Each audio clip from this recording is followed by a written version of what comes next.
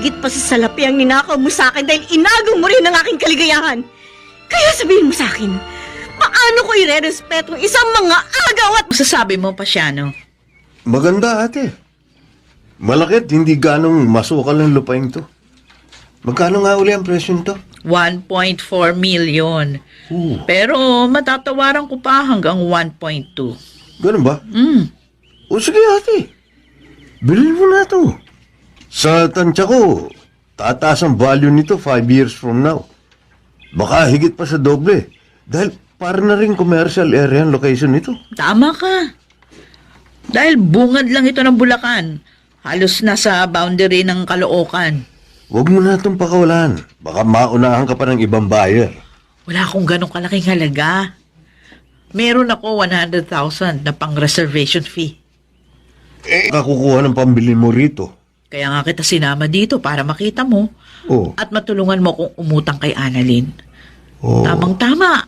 Dahil next week, uuwi na yun. Malaking halaga yun, ate.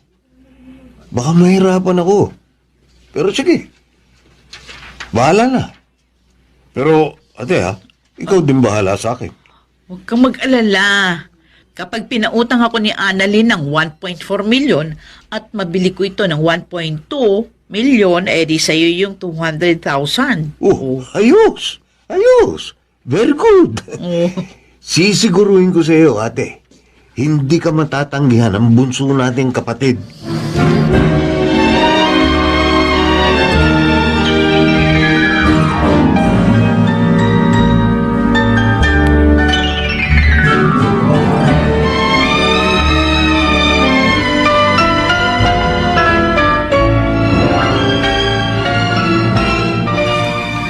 Rosendo, kailangan ko ang backup mo. Naku, ayoko makialam. Bahala kayo riyan.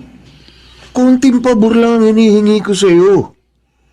Mas close kasi kayo ni Annalyn. Ayoko masangkot sa gulo. Nakikita ko nang mangyayari balang araw. Para namang hindi mo kilala si ate. Mas tuso pa yun sa unggoy. Palibhasa na ambunan ka na ng biyaya kaya sumisip-sip ka kay Annalyn. Ano? Hindi ako sip-sip Marunong lang ako magsama. At higit sa lahat, hindi ako oportunista. Uy, hindi ko na gusto ang tinutumbok ng pagsasalita mo. May pinatatamaan ka ba? Wala akong pinatatamaan, Kuya Pasiano. Dahil para sa akin lang yung sinabi ko. Pero kung nasa pulkat na bukulan, edi pasensya ka na lang. Bakit hindi ka malaman nag-abiso na ngayon ka uuwi? Alam niyo naman po na uuwi ako this week. Wala ka naman sinabing eksaktong peche. Pero kung ipinaalam mo, edi sana sinundo ka namin sa airport. Wag na po, Mama. At baka maging issue pa kung sinong susundo sa akin. Yung last time na sinundo ako ni Kuya Sendong, hindi nagustuhan ng dalawa ko pang kapatid. Bakit naman kasi ganyan kayo 4 na nga lang kayo magkakapatid. Hindi pa kayo magkasundo-sundo. Hindi ko na po kasalanan yun. Sila po may problema At kung nakamamatay ang inggit, naku, baka matagal na po nakalibing sina Ate Marga at Kuya Pasiano.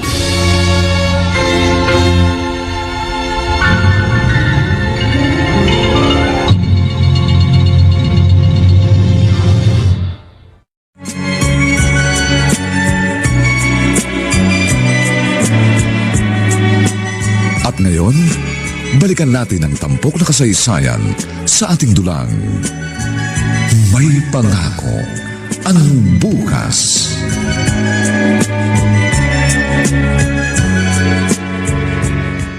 Anim na taong ka nang nagtatrabaho sa Singapore at malaking sweldo mo.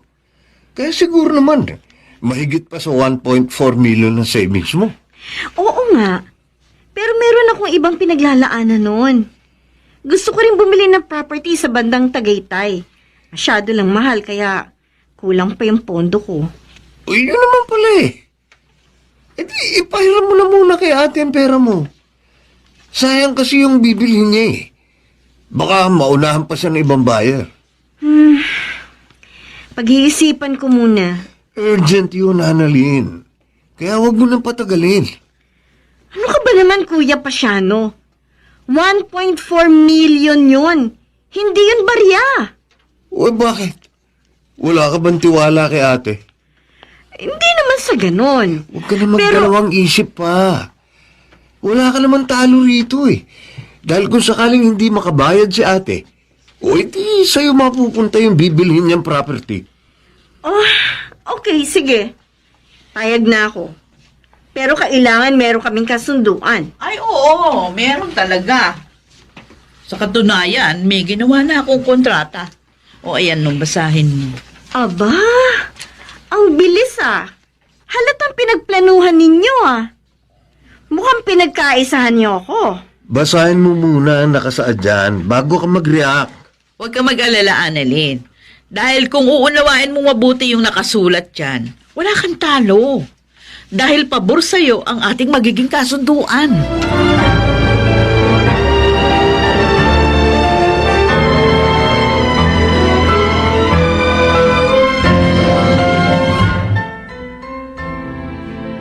Nasaan na po si Annalyn? Bakit hindi pa sumabay sa atin? Ay, nagpaalam sa akin.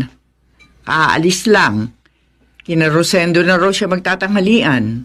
Malamang, ikukwento niya yung napagkasunduan namin. May nabanggit nga sa akin si Annalyn. Abay, hindi ko akalaing makukumbinsin niyo siya. Wala naman ho siya dapat ikabahala.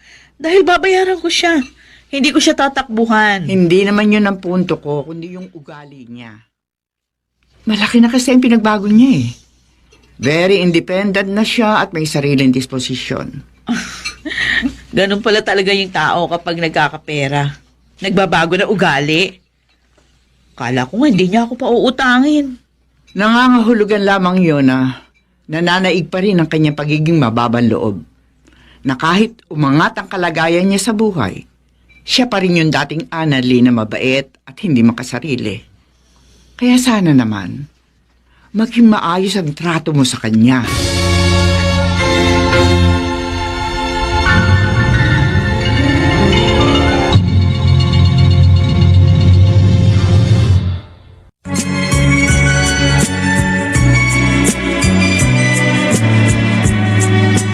At ngayon, balikan natin ang tampok na kasaysayan sa ating dulang.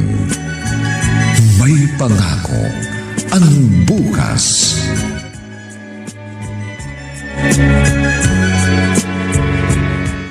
Ang bilis mo namang nagpauto. Hindi ka man lang kumonsulta sa akin. Pasensya na, Kuya Sendong. Ang bilis ng pangyayari. Bakit? Na-corner nila ako. Hindi ka ba nila binigyan ng pagkakataong makapag-isip? Hindi na nga ako nakapag-isip dahil pinipressure nila ako. Kahit na. Desisyon mo pa rin ang dapat. Dahil pera mo yun. Okay lang, Kuya. Maayos naman na nakasulat sa pinirmahan naming kontrata. Hindi ako agrabyado. Siyempre, may kasama na yung pambobola para hindi ka makatanggi. It's a legal contract. Kaya dapat seryosohin yun ni ate or else makakalaboso siya. Taga, nagbitaw ka na ba ng pera? Actually, gusto nilang mag-issue na ako ng cheque. Pero hindi ako pumayag. Kailangan muna nilang ipanotaryo yung kontrata at babasahin ko uli bago ako bitaw ng pera. Okay, sige, bahala ka. Pero, talaga bang hindi ka na pwedeng umatras? Kilala mo ko, Kuya Sendong. Meron akong prinsipyo. Pumirma na ako sa kontrata, kaya paninindigan ko yun. Siya nga pala, na may nabalitaan akong uuwi rin si Hobito. Totoo ba yun? Oo. Nakalimutan kong sabihin sa'yo. May usapan na kami magkita dito sa Pilipinas at bukas na siya darating.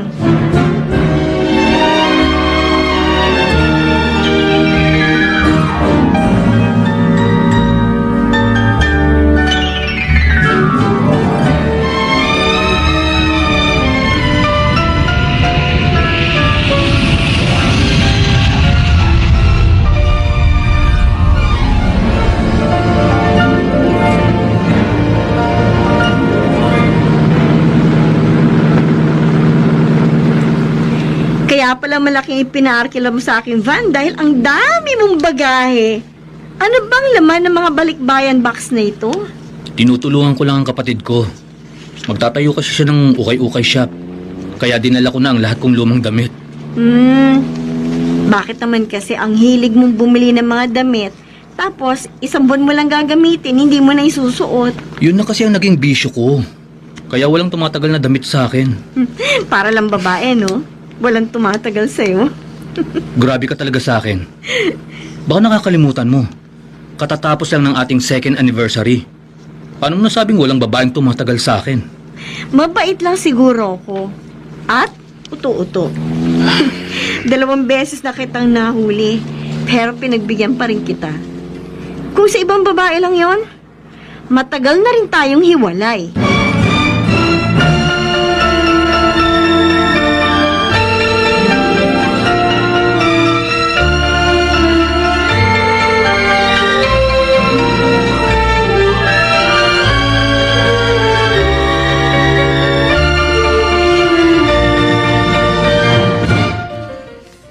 Talagang binibilang mo pa isa-isa, ha? Kumpleto yan, hindi kita gugulangan. Alam ko. Pero ngayon lang ako nakahawak ng ganitong kalaking halaga. Kaya sarap na sarap akong bilangin. Ang lulutong pa, oh. Saan mo ba gagamitin yan? Baka naman ipang totoong it's mo lang yan, ha? Hindi ako sugaro lahat, ha. Libangan ko lang yung tong each. Ang bala ko rito, bibili ako ng sarili kong tricycle para hindi na ako nagbaboundary.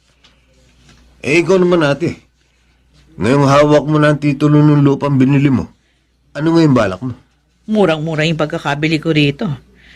Pwede ko itong ibenta ng 1.8 million hanggang 2 million. Pagkatapos, maghahanap uli ako ng murang property. Kakariring ko na ang pagbabuy and sell ng lote. Ba, okay yan ate. Mapapabilis ang pagbabayad mo kay Annalyn. Ano? Bakit? Sino may sabi sa'yo na babayaran ko siya? Anong ibig mo sabihin? Susubain mo ang bunso nating kapatid?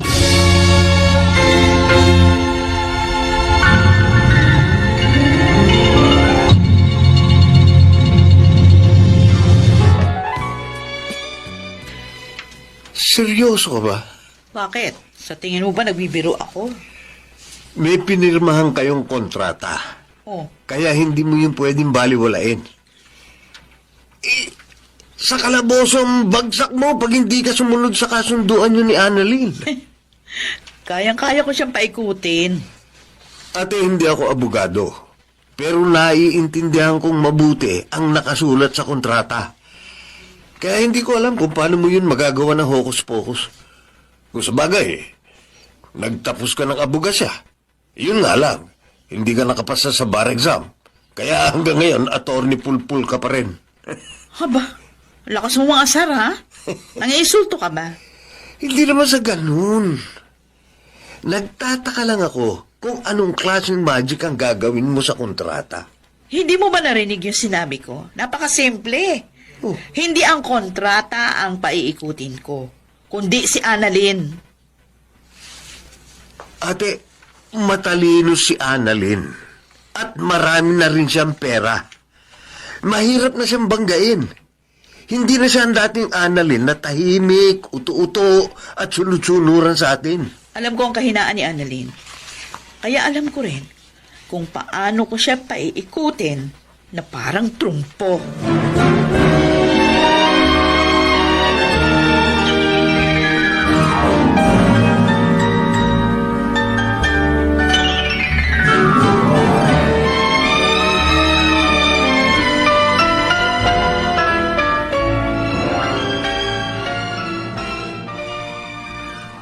Mama, 2 linggo na po ako dito, pero hindi ko pa nakikitang isinuot ninyo kahit isa sa mga damit na ipinadala ko sa inyo. Naku, wala naman akong kahilig-hilig sa mga ganun damit eh. Kaya, ibinigay ko na lamang sa ate mo. Ibinigay ninyong lahat? Meron namang 2 piraso akong nagustuhan. Pero isinusuot ko lang yun sa special occasion na katulad ng Pasko, Bagong Taon.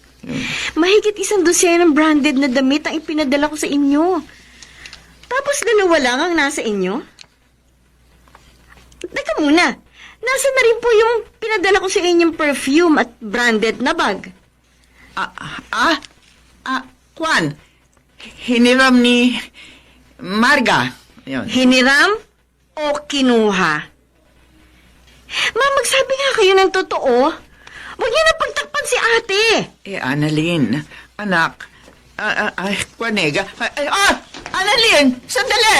Hoy, saan ka pupunta? Ate, may tatanong lang ako sa'yo. Ano ka ba? Basta-basta ka nalang pumapasok, di ka man lang kumatok. Yan ba? Yan ba yung natutuhan mo sa abroad? Ang maging bastos? Ikaw ang bastos. Ano? At ang kapal naman ang mukha mo.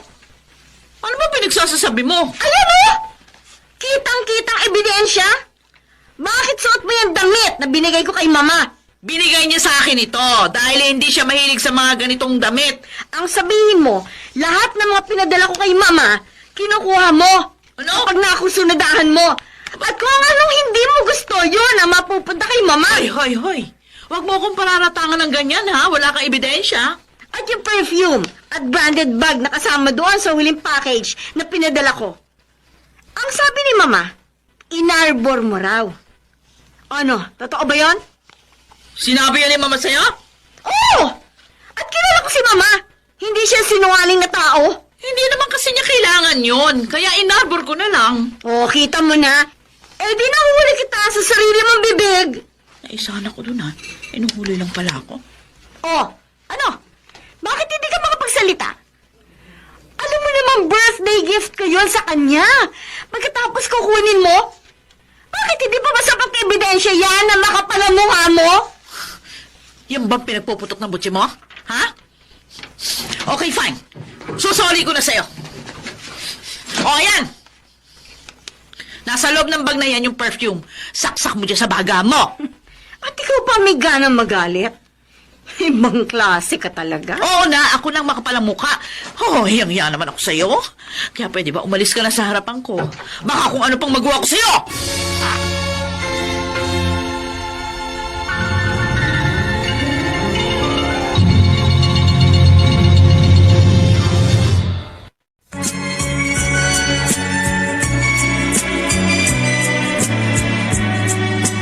At ngayon, balikan natin ang tampok na kasaysayan sa ating dulang. May pangako ang bukas.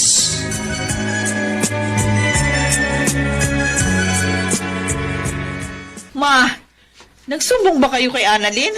Marga, kilala mo ako. Hanggat maaari ayoko nag-aaway-away kayo magkakapatid, kaya hindi ko gagawin yun. Kasi sinabi niya, inarbor ko yung bag ninyo. At kayo daw po yung nagsabi, kaya bigla ako napaamin. Oh, yun naman ang totoo, hindi ba? Kaya wag mo naman sanang mamasamain ang sasabihin ko. Eh bakit nga ba kinukuha mo sa akin yung mga pinapadala ni Annalyn? Nagpapadala din naman siya sa iyo, di ba? Pati yung dalawa niyang kapatid na lalaki, binibigyan din niya. Oh. Pero hindi kasing ganda ng mga binibigay niya sa iyo. Yung mga binibigay niya sa amin. Meron siyang favoritism. Birthday gift niya sa akin yun, kaya meron yung sentimental value, tapos kukunin mo. Hindi ba ba ayokong ibigay sa iyo? Kaso, palagi mo akong kinukulit. Eh, naririndi na ako. Kaya yun, napilitan akong ibigay sa iyo. Tama na po, ma. Sa inyo na uli yung bag tsaka perfume. Huwag niyo na akong isumbat sa akin.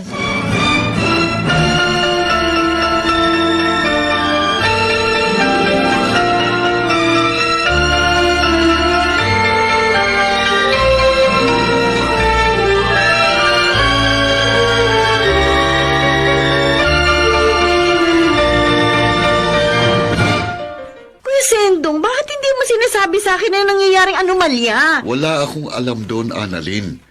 Dahil hindi ko naman sila kasama sa bahay. At wala rin sinasabi sa akin si Mama. Pero sana natunugan mo na yun noon pa. Alam mo naman kung gaano katuso si ate. Hindi ko naman ina-expect na gagawin niya yun. Dahil napapadala rin ako sa kanya. Ganun talaga mga swapang. Gustong angkinin ng lahat. Kaya nako, namimiligro na yung pinautang mo sa kanya. May pinirmahan kaming kontrata. Kaya sigurado, makakarating kami sa korte kapag hindi siya nagbayad. Maraming connection si ate. Marami siyang kilalang judge at piskal. Kaya mahihirapan ka pa rin kahit saang korte kayo makarating.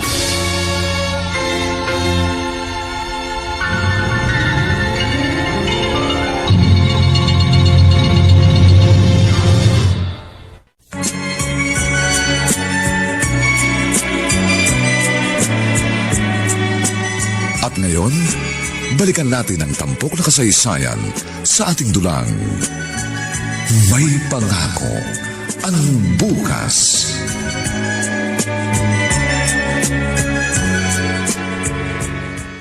Oh, wala naman problema sa atin, di ba? Dahil hindi naman tayo magkaaway. Kahit na lagi mo akong inaasar, pinalalagpas ko na lang.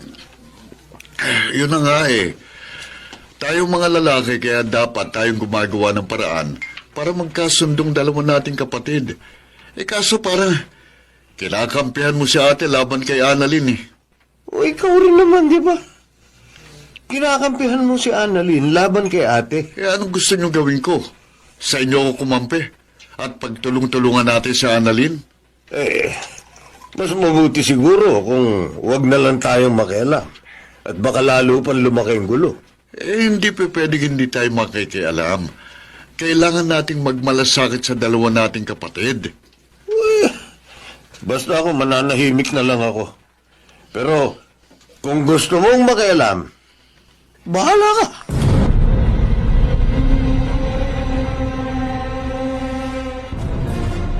Ate Marga, nagkasagutan pala kayo ni Annalyn. Nagsumbong na pala siya sa'yo. Sa bagay, ano pa bang aasahan ko? Natural, siya yung kakampihan mo. Wala akong kinakampihan. Pero kung sinong nasa tamang katwiran, di siyang papanigan ko. Siyempre, sa paningin mo, akong mali. Dahil nga, nasa panig ka ni Annalyn. O sige ate, tatanungin kita. Sa palagay mo ba tama ang ginawa mo? Kinukuha mo kay mama ang pinapadala ni Annalyn sa kanya. Nagpaalam ako ng maayos kay mama. O anong mali doon? Anong mali doon? Ate, mga bata pa lang tayo, kabisado na natin ang ugali ng bawat isa eh. Noon pa man, dominante ka na eh. Ikaw lagi nasusunod.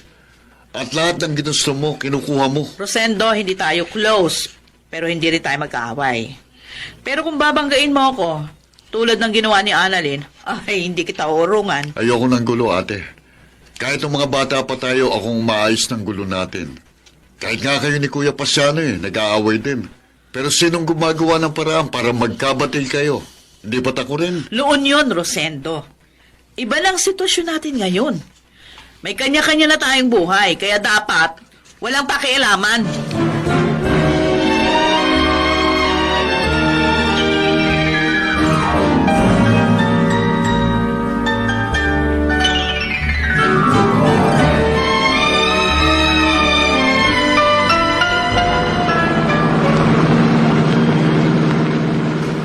Ganda nitong kotse mo ah. Parang brand new. 3 taon ko rin tong hinulugan.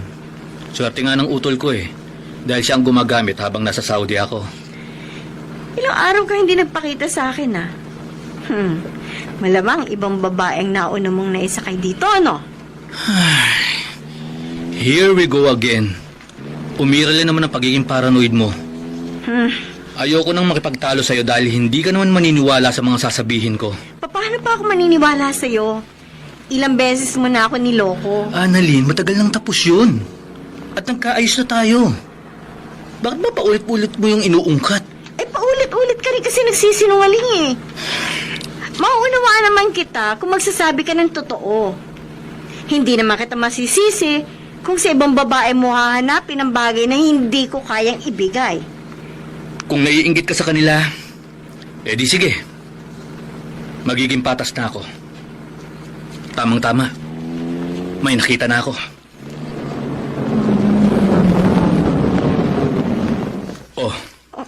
Andito na tayo. Teka muna. Motel 2 ah!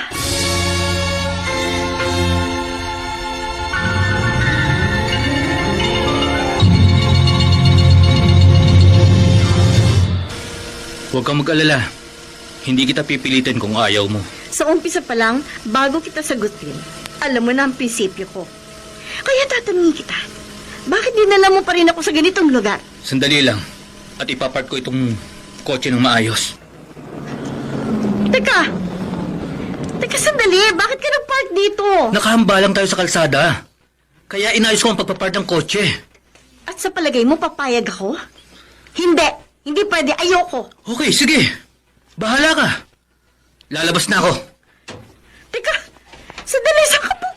Ayaw mong sumama, di ba? Kaya magche-check-in ako mag-isa.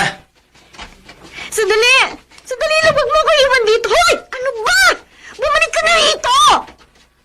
Anak ng topo naman, oh. Iniwan niya ako mag-isa dito. Kala naman niya siguro susundan ko siya. No way. Bahala kang manigas dyan.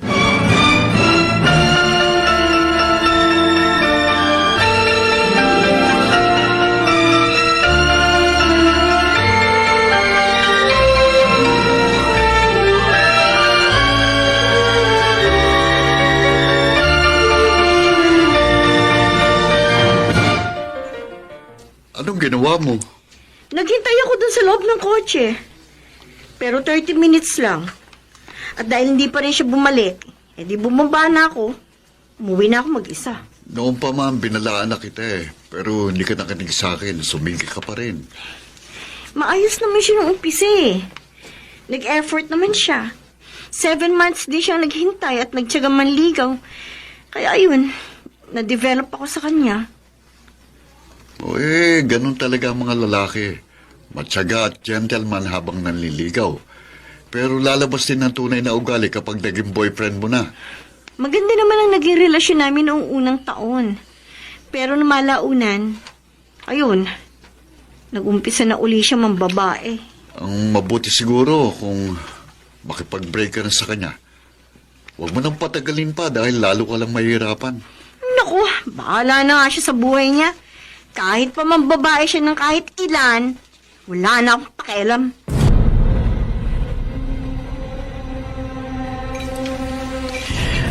Tatatlo na nga lamang tayo rito, pero hindi pa tayo sabay-sabay sa pagkain. Tayo ang magkasalo sa tanghalian. Tapos si Annalyn naman ang kasalo ko sa hapunan. Iba't ibang oras ang gising natin. Kanya-kanya tayo ng almusal. Ma, kasalanan nito ng magaling yung anak. Siyang nagumpisa ng away namin. Oh, pero hindi ka naman niya aawayin na walang sapat na dahilan. Sige, kampihan niyo siya. Wala akong kinakampihan. Sinasabi ko lang kung ano nakikita ko. At ayoko ng ganito. Kaya sana naman magkasundo-sundo na kayo. Ayoko rin naman na may kaaway. Pero hindi ako yung unang gagawa ng hakbang para mag-abati kami. At sa palagay mo, si Annalyn ang makikipag-ayos sa'yo. Hindi ko na ho yun inaasahan. Dahil kasabay ng pag-angat niya sa buhay, umangat din yung kanyang pride. Kala mo kung sino na kung umasta. Pareho lang naman kayo mataas ang pride eh. Ganun na nga ho. Kaya wag na kayong umasa na magkakaayos pa kami.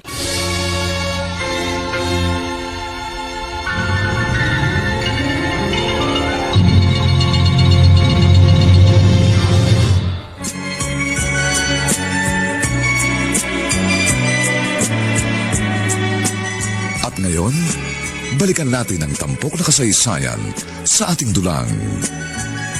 May pangako ang bukas.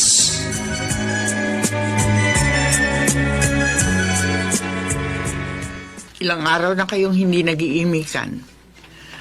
Magkasama kayo sa iisang bubong pero nag-iiwasan kayo.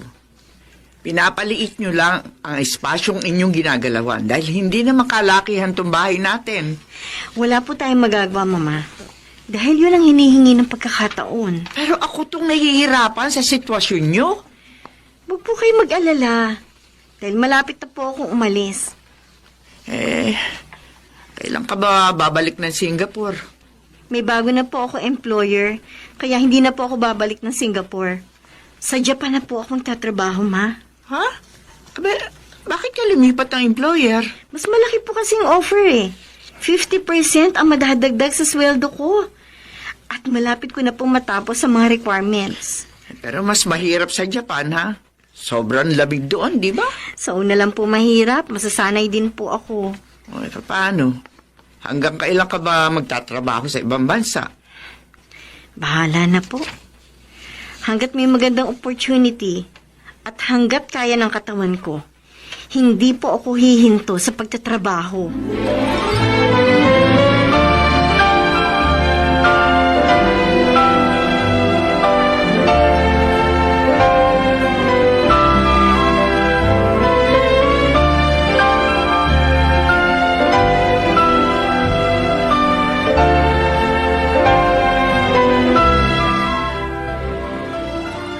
Ay, nako, Vito, wrong timing ka. May pinuntahan si Annalyn kasama ni Mama. Ganun ba? Oo. Anong oras kaya sila darating? Malay ko. Pakialam ko. Oo nga pala, nakalimutan ko. Magkaaway nga pala kayo. How about you? Kumusta naman kayo ni Annalyn? Hindi ba kayo nag-aaway? Lagi naman eh. Pero nagkakabati din naman kami. At yun ang importante. Katulad nila ngayon. Meron kaming LQ. Eh kasi naman, bakit si Annalyn paniligawan mo? Eh magkabatch naman tayong dalawa, di ba? Nagpaparinig ka ba? Depende. Kung manhid ka ba at bingi. Marga, Ano? huwag mo akong pakikitaan ng motibo. Bakit? Dahil sasamantalahin ko yan. And I don't care. Kahit magkapatid kayo ni Annalyn. Weh, talaga? Hanggang salita ka lang yata. Don't dare me. Huwag mo kong hahamunin. Dahil papatulang kita.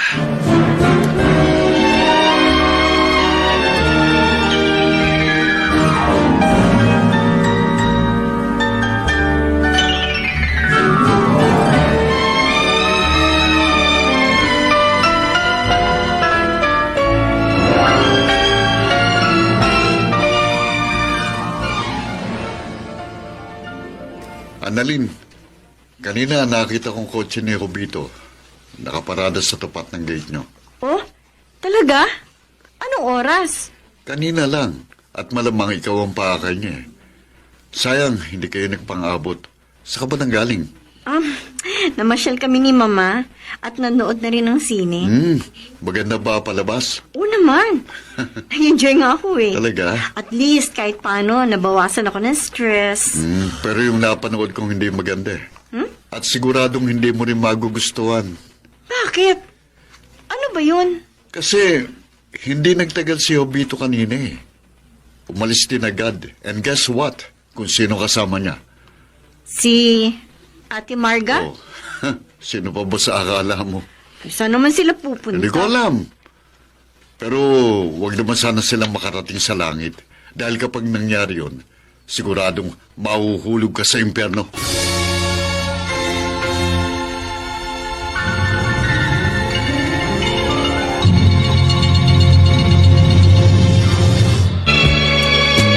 The number you have dialed is either unattended or out of coverage area. Please This oras na ng gabi. Hindi ko na makontak si Jovito at wala pa rin si Ate Marga. Mukhang trinidor na nga ako ng demonyong yun ah. Ay, nako. Bakit ko ba sila pag-aasayahan ng panahon? Peste. Uy, gising pa ang aking magandang kapatid. How are you, my dear sister? Bakit hindi ka pa natutulog? Bahala ka sa buhay mo. Hindi kita kakausapin. Aba, mukhang napipi ka pa yata. Hindi lang ako pipi. Dahil magiging bingi at bulag din Ay. ako sa harap mo. Dineded mo ako. Okay, sige. Hindi ko nababasagin ang trip mo. Good night. Sweet dreams. Sige. Sige lang, ate. Matulog ka na mahimbing. Bangutin ka sana.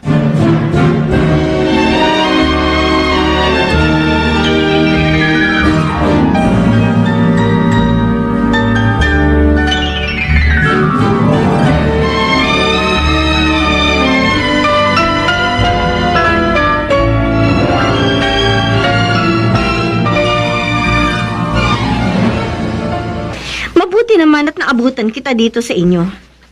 Ang hirap mong hagilapin. Sa bagay, kahit naman nung nasa Saudi ka pa, di na kita mahagilap. Dahil kung sino-sino ang ka-video call mo. Paulit-ulit na lang ang litanya mo. Annalyn, hindi ba napapagod ang dila mo dahil laging replay ang sinasabi mo? Hindi lang dila akong pagod. Pagod na rin ang tenga ko sa mga kasinungalingan mo. Bahala ka kung anong gusto mong isipin. Wala naman ako magagawa ron eh. Eh, hindi na ako magpapaligoy-ligoy pa. Sa tingin ko naman, pagod ka na rin. Kaya magpahinga na tayo. tapusin na natin ang ating nakababagot na relasyon. Gusto mo nang makipaghiwalay sa akin.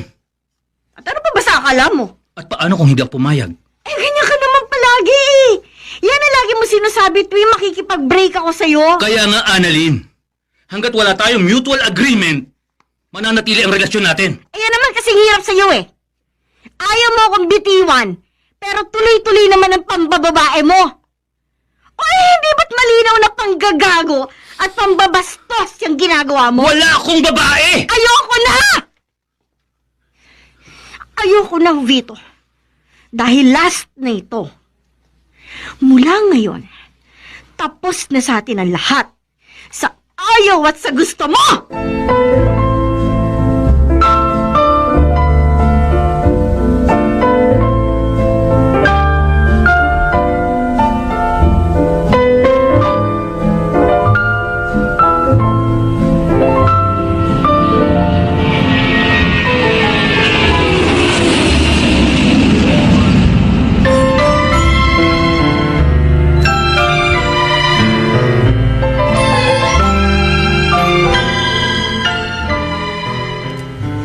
O ano? Inutusan ka na naman ba ni Annalyn para singilin ako? Siyempre akong utusan niya. Hindi ka na raw niya makontak dahil pinagtatiguan mo siya. Masyado kasi siyang makulit. Kasi hindi ka marunong tumupad sa pinag-usapan niyo. Puro ka pangako pero lagi namang napapako. Bakit ayaw mo na lang sabihin na talagang wala kang balak na magbayad? Anong palagay mo sa akin? Poor? Ano? Sisiw lang sa akin ang halagang 1.4 million. O yun naman pala eh. Bakit hindi ka makabayad? Hindi mo naman kailangan biglain eh. Kahit 20 mil lang kada buwan, malaking bagay na yon. At least kahit pa paano, mababawasan ang utang mo. Basta. Maghintay siya kung kailan ko gusto magbayad. Bumalik ka next month. Baka sakali. May maiabot ako sa'yo. Ako, ilang beses ko na yung narinig, Ate Marga. Kaya hindi na ako naniniwala sa sinasabi mo.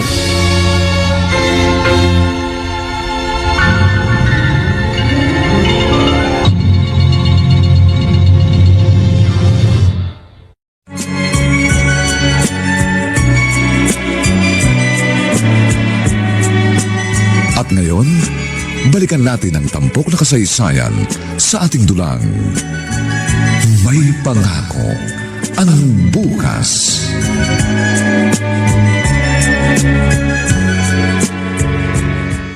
Ang bilis ng panahon. 5 taon nang lumipas nang hindi natin namamalayan. Oo nga eh. 5 taon na pala si Annalyn sa Japan at uuwi na uli siya next week. Kaya nga, magdiwang ka na. Dahil siguradong babaha ng pasalubong sa bahay niyo. Meron din naman siguro siyang pasalubong sa inyo ni ate. Ay, di na ako maasa, Rosendo. Dahil alam kong sagad hanggang buto ang galit at hinanakit ni Annalyn sa amin dalawa ni Ate Marga. Kasalanan niyo naman eh. Ilang beses kayong nangako pero hindi niyo tinutupad. Si ate may atraso kay Annalyn. Nadamay lang ako. Basta't ihandaan yung mga sarili niyo. Dahil ang dating maamong pusa ay isa na ngayong mabangis na tigre.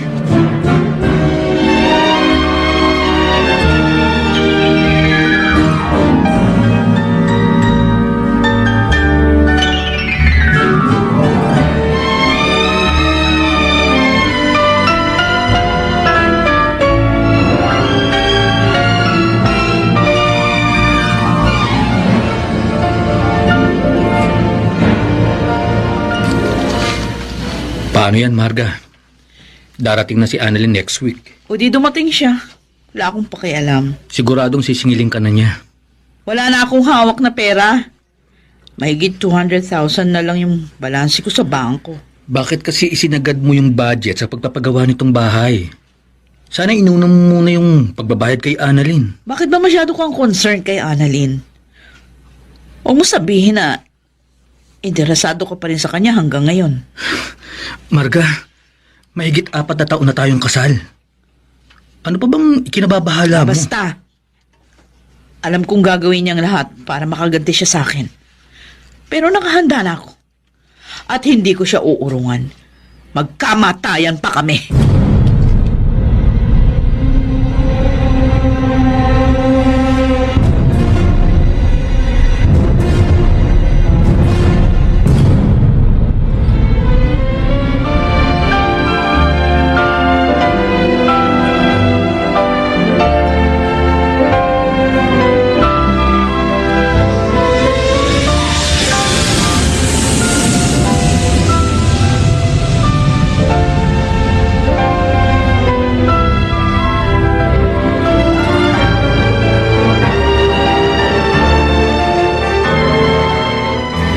Kuya Sendong, samahan mo ko kina Ate Marga. Sige, pero huwag kang mag-iiskandalo ha. At baka ikaw pang makasuhan ng trespassing. Hindi ko may papangako yan, Kuya Sendong. Bahala na kung maghalo ang balat sa tinalupan. Annalyn, akong kinakabahan sa'yo eh. Parang may naamoy akong gera. Basta wag mo akong pipigilan. Ako, sige. Pababayaan ko kayo magsigawan at magbangayan. Pero, hindi ko kayo hahayaang magkasakitan.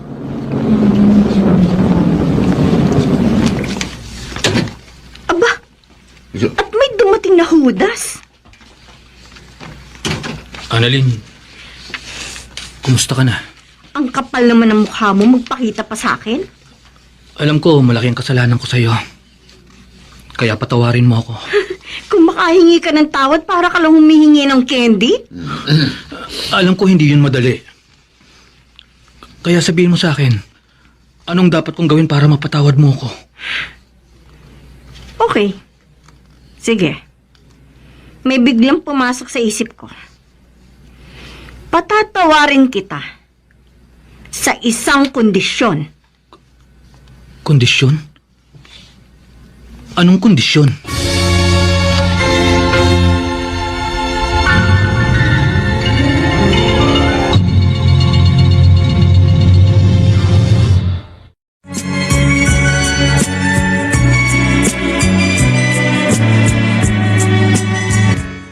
Ang labo mong kausap.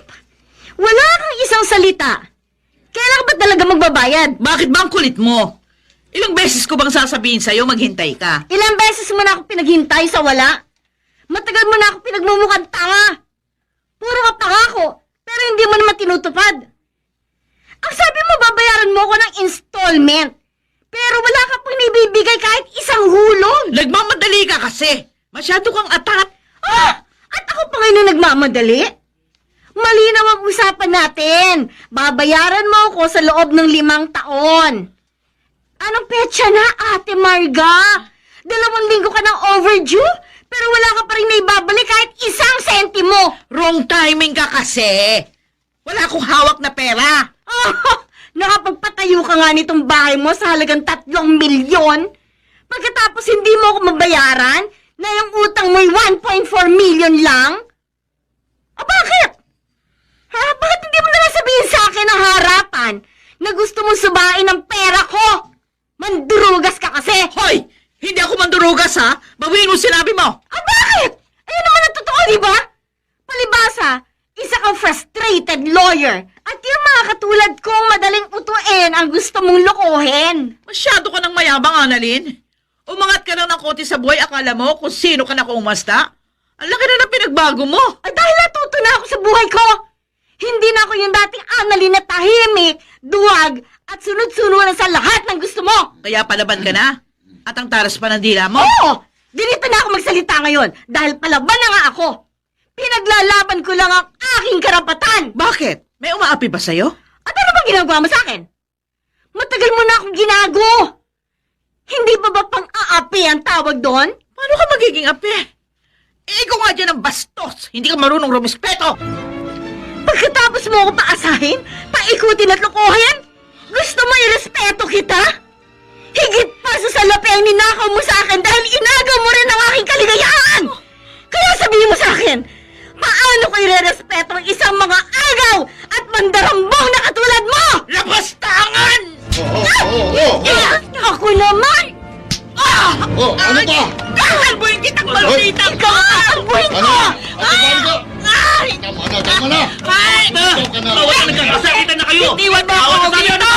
Papatayin ko ang labastangan ito! At ikaw ba may gano'ng magbanta? Gayong ikaw ang may atraso sa akin! Madali! Tandaan mo to, Ate Marga! Hindi ako titigil hanggat hindi kita nasisingil! Magbabayad ka hanggang sa kahuli-huli ang kusing! Hindi ako natatakot sa'yo! Tama na! At kahit sa kote pa tayo magkita, hindi kita uurungan! Teka, Annalyn, Ha? uwi na tayo! Ako lang ang uuwi. Dito ka lang, kuya. Bantayan mo si Ate Marga at baka siya magpakamatay! At bakit naman ako magpapakamatay? Ano pa hinihintay mo dito? Annalyn, Bakit ka natitigilan? Hindi mo kaya? Pagkakataon mo na to! Bilisan mo at baka magbago pang isip ko! sige! Sinabi mo eh! Sandali! Anong ibig sabihin nito? Bakit kayo naghahalikan sa harap ko? Nagkabalikan na ka.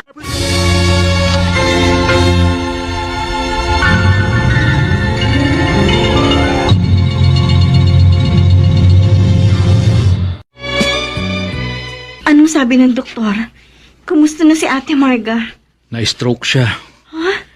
May pumutok na ugat sa kanyang ulo. At kritikal ang kanyang kondisyon. Hindi pa naman katandaan si ate. Pero bakit kaya siya na-stroke? Hypertensive ba siya? Itong mga nakaraang araw, lagi siya nagre-reklamo na masakit ang kanyang batok. Inaaya ko siya magpa-check up pero ang tigas ng ulo niya eh.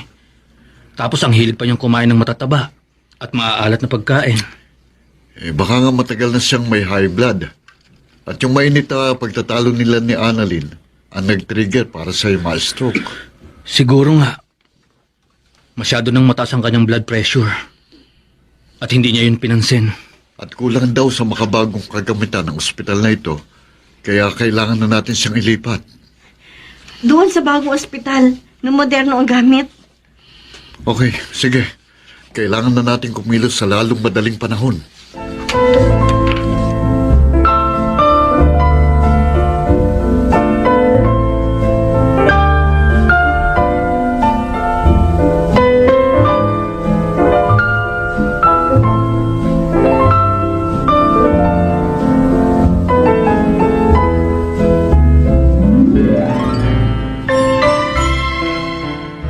Ano ka mo? Na-stroke si Marga? Opo, ma. Katatawag lang sa akin ni Rosendo. At bakit? Ano ba nangyari? Nagkaroon daw po ng matinding bangayan sina Annalyn at Ate Marga. Naman, Diyos ko. Bakit ba naman kailangan pang humantong sa ganito ang sigalot nila? Kasalanan po ni Annalyn. Ang dami na niyang pera. Tapos hinahabol pa niya si ate. May mas malalim na dahilan ng punot dulo ng lahat. Kaya huwag na tayong magsisihan. Teka muna, nasa hospital ba si Marga? Nakakalimutan ko yung pangalan pero sabi ni Rosendo, doon daw sa bagong ospital.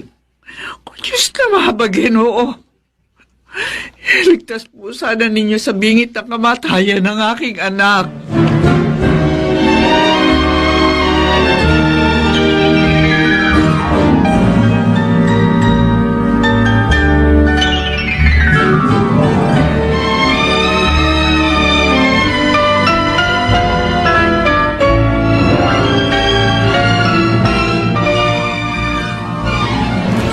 Narito na tayo sa bagong ospital. Sana naman maging maayos ang kalagayan ni ate.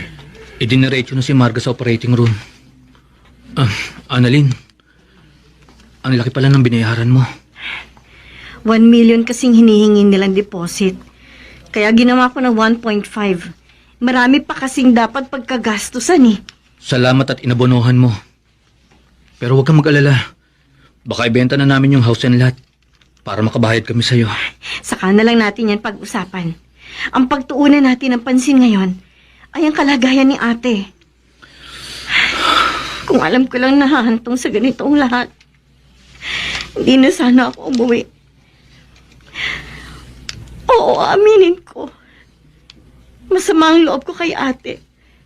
At gusto kong gumanti. Pero hindi sa ganitong paraan. Ako nga parang nakukonsensya rin dahil sumangayon ako sa palabas ninyo Pare-pareho lang tayong may kasalanan. Kaya huwag na tayong magsisihan. Pero in fairness, galing ng halikan nyo, parang tunay. Hindi halatang scripted. Pwede ba, Kuya Sendong? Huwag ka namang intriga pa. Lalo lang ako nai-stress.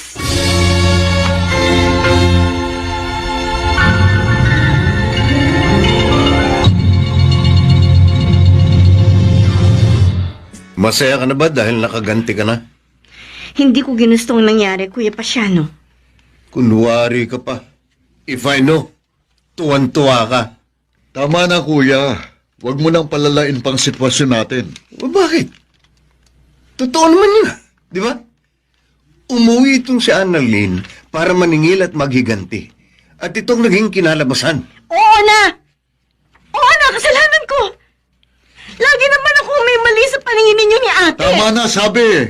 Sa ganitong pagkakataon, hindi makatutulong ang pagbabangayan natin. At sa halip, dapat tayong magkaisa. Kung meron tayong galit at hinanakit, kalimutan muna natin yun. Pag-ibig at lawak ng pangunawa ang dapat natin pairalin.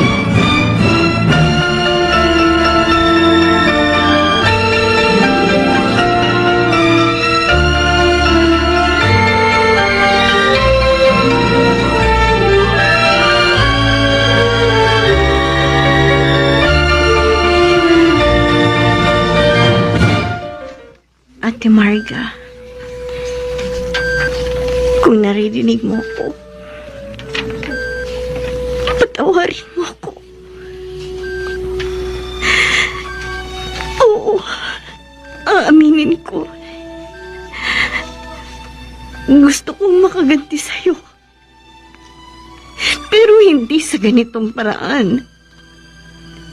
At kung ano man ang nakita mo sa amin ni Vito, kunwari lang yun.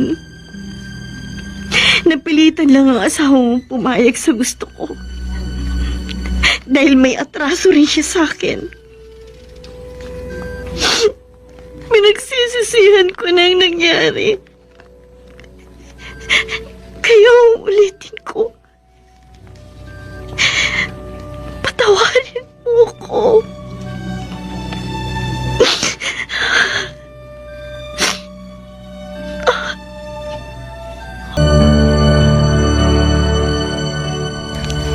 Salamat sa Diyos. Ligtas na sa kapahamakan ng kapatid mo. Opo, Mama. Wala na po siya sa ICU. Nailipat na po siya sa private room. Sana naman magsilbing aral sa inyo magkakapatid ang pangyayaring ito. Dapat lang po, Mama. At kung sino man ang may pinakamalaking aral dito na natutuhan, yun ay walang iba kundi si Ate Marga mismo. Hindi lang para kay Marga. Dahil may mensahe sa ating lahat ang pangyayaring ito. At yun ay para magising ang ating tulog na kamalayan na pinahimbing ng inggit, galit, at hinanakit. Iminulat din ito ang ating mga mata upang mas makita natin ang ating sarili. Lalong-lalo na ang ating pagkakamali upang maituwid natin ang mga ito.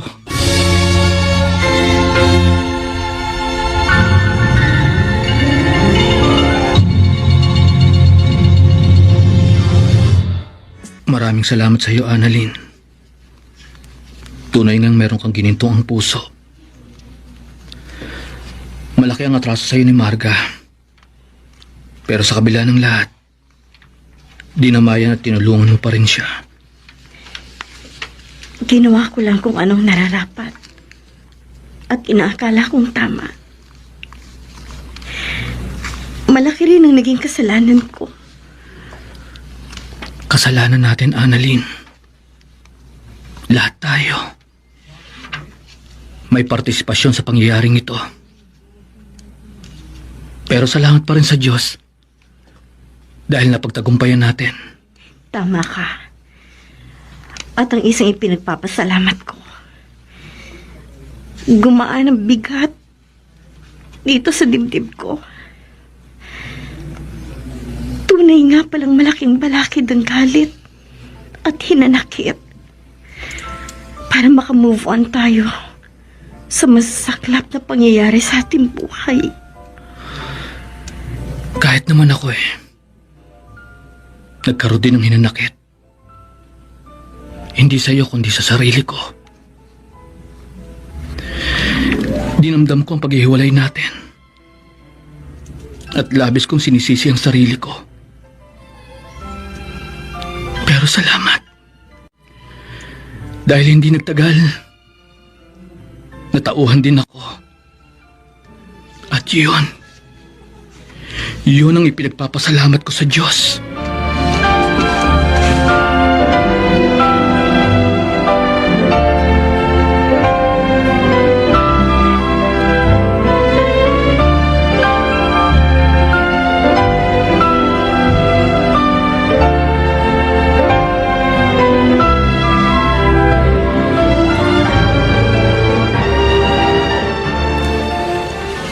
Marga.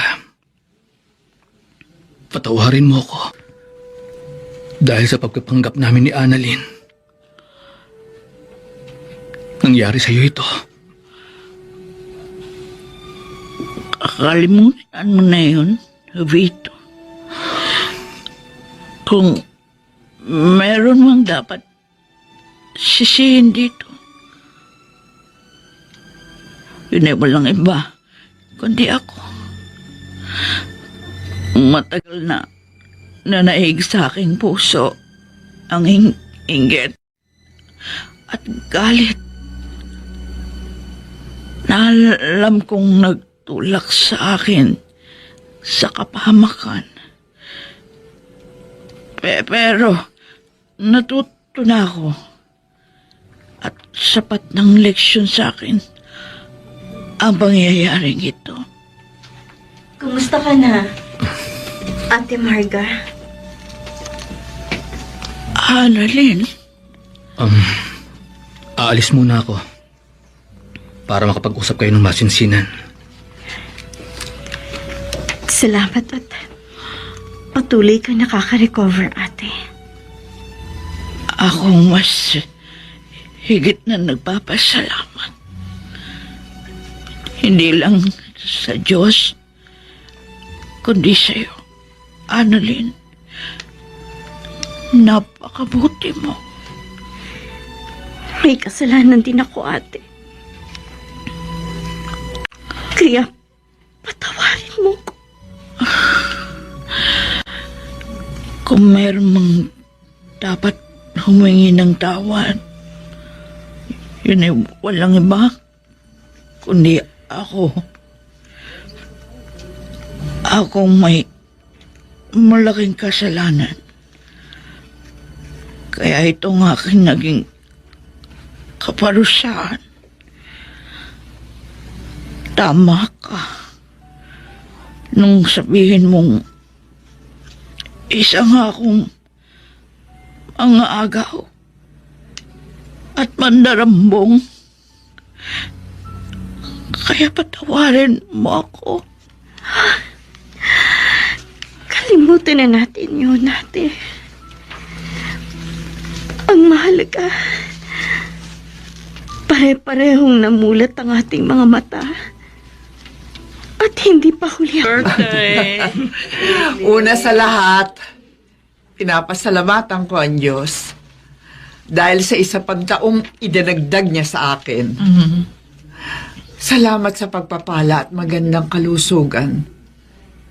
Pero ang higit kong ipinagpapasalamat, makita ko ang aking mga anak na nagkakaisa, nagkakasundo, nagmamahalan. Purihin ng Diyos. Amen. Amen. Amen. Salamat din sa Diyos dahil binigyan niya ako ng isang napakaganda at napakabait na anak na walang iba kundi si Annalyn. Ma, paano naman po ako? Good boy ako. Ako rin, ma.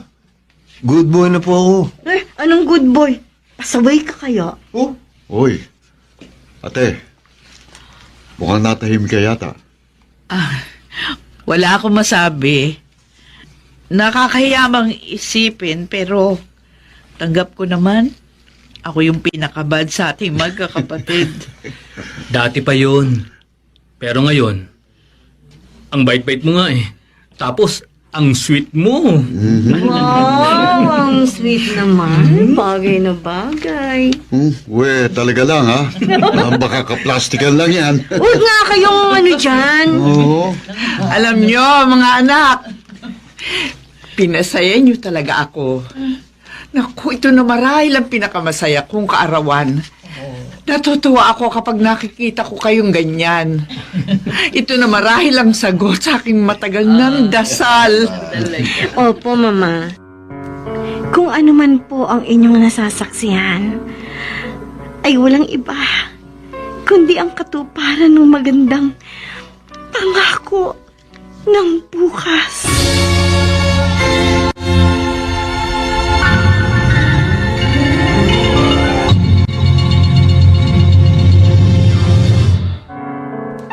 Sumainyo mga kaibigan, ang aming itinampok na kasaysayang alam po naming inyong kinalugdan at kinapulutan ng magandang aral sa buhay, pinamagatang Paano ko irerespeto ang isang mga agaw at mandarambong na katulad mo?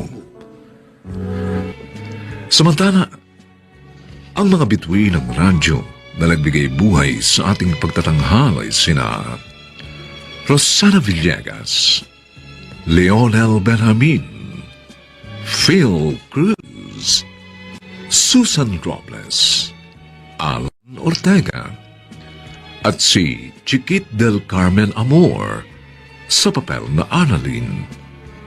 Nilapatan ang tunog ni Jerry Mutia sa musika ni Buboy Salonga. Superbisyong teknikal ni na Eric Lucero at Bong Muyar. Ang kasaysayang ito ay mula sa panulat ni Toti Sandoval at sa direksyon ni Bobby Cruz. Ito pong muli ang inyong kaibigan June Martin Legaspi, nag-aanyayang sa susunod na linggo. Muli po namin kayong hahatdan ng isa na namang bagot na ibang uri ng kasaysayan. Dito pa rin sa ating natatanging dulang, may pangako ang bukas.